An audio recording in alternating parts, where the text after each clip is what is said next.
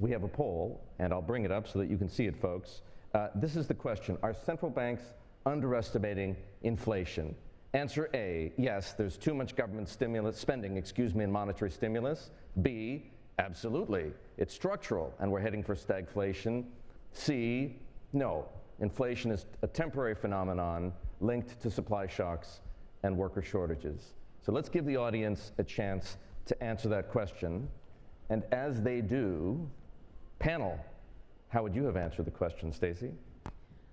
I would go with C, but temporary is a subjective term. Would you prefer transitory? Well, it's just hard to say exactly how long that'll last.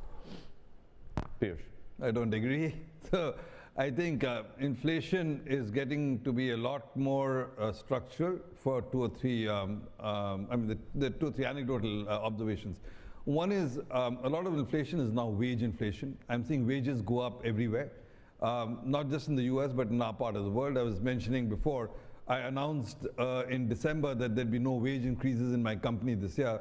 That pronouncement lasted 100 days. I started losing people. We had to, and most of my clients are doing that. So, and wage inflation is sticky. It doesn't go away. Second, the energy issues. As we're trying to disinvest in the fossil fuel economy and shifting, I think there's a structural shift which is going to drive energy price inflation.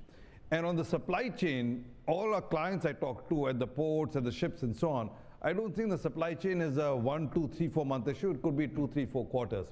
And what happens is when you start seeing sticker prices of 6 and 7%, that starts building inflationary expectations.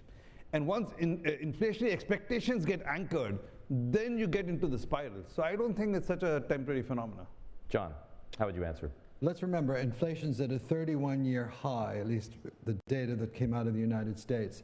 It's clearly going to remain high for the foreseeable future. So there's two issues. There's one, where is it ultimately going to remain when it does come into some new paradigm normalization?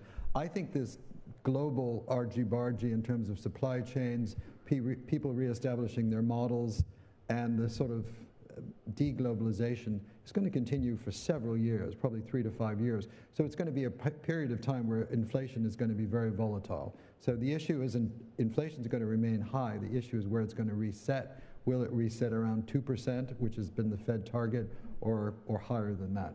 So that's what we should be focusing on. Axel?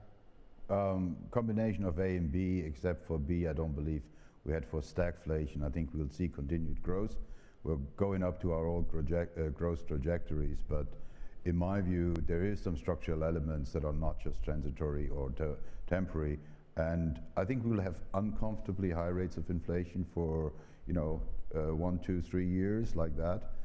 Then it really depends on policy, because if you assume, as in A, that monetary policy and government spending remains extremely expansionary, then I think we get more structural problems that we run into. But if they do their job and normalize policies and normalize spending coming out of the crisis, move to a more normal mode of operation, it can be more short-lived. But I think it really depends on how these levers are moved in the next years.